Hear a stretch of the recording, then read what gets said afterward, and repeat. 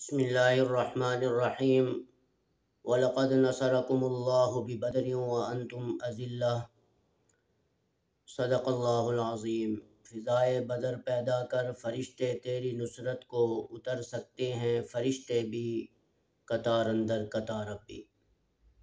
میرے عزیز نوجوان ساتھیوں اور بزرگوں، رمضان المبارک کا یہ مقدس مہینہ چل رہا ہے۔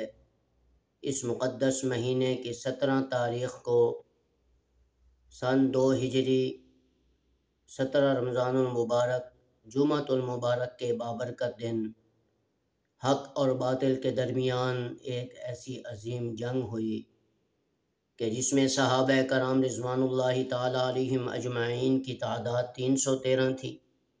یہ بات آپ اچھی طرح سمجھ لیں میری، 313 صحابہ کرام کی تعداد تھی، اور صحابہ کرام رضوان اللہ تعالی علیہم اجمعین کے مقابلے میں 1000 سے زائد لشکر تھا۔ تو ان تمام کفار کی جماعت کے ساتھ صحابہ کرام نے ڈٹ کر مقابلہ کیا۔ رسول اللہ صلی اللہ علیہ وسلم نے اللہ کے حضور اپنے خیمے میں دعائیں مانگی۔ عبداللہ ابن عمر رضی اللہ تعالیٰ فرماتے ہیں، میں نے جب آسمان کی طرف نگاہ اٹھائی تو میں نے دیکھا کہ فرشتے آسمان سے اتر رہے ہیں اور اعلان کر رہے ہیں، یا امتی محمد ابشروا فقد اتاکم اللہ بالنصر، اے امت محمدیہ خوش ہو جاؤ، اللہ اور اس کے رسول کے فرشتے تمہاری مدد کے لیے آ چکے ہیں۔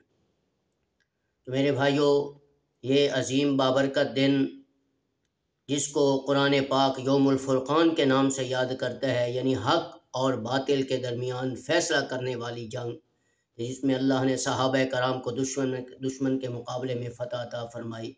تو صحابہ کرام نے یہ جنگ اس لیے دشمنوں کے مقابلے میں لڑی ہے تاکہ یہ دین، یہ اسلام، یہ نبی پاسم کا کلمہ اور یہ قرآن امت تک پہنچ جائے۔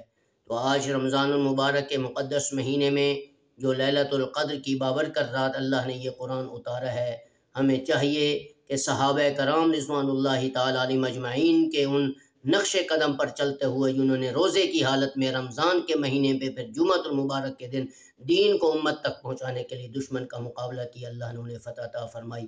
آج ہم بھی ان صحابہ کے نقش قدم پہ چل کر جب یہ عمل کریں گے تو ہمارا بھی یہ جہان بن جائے گا، آخرت والا جہان بھی بن جائے گا، اور دین بھی اللہ کے فضل و کرم سے ہمارے ذریعے اللہ آنے والی نسلوں تک پہنچا دے گا۔ السلام علیکم ورحمۃ اللہ وبرکاتہ۔ مزید اچھی ویڈیو دیکھنے کے لیے ہمارے چینل کو سبسکرائب کریں اور بیل آئیکن پر کلک ضرور کیجیے۔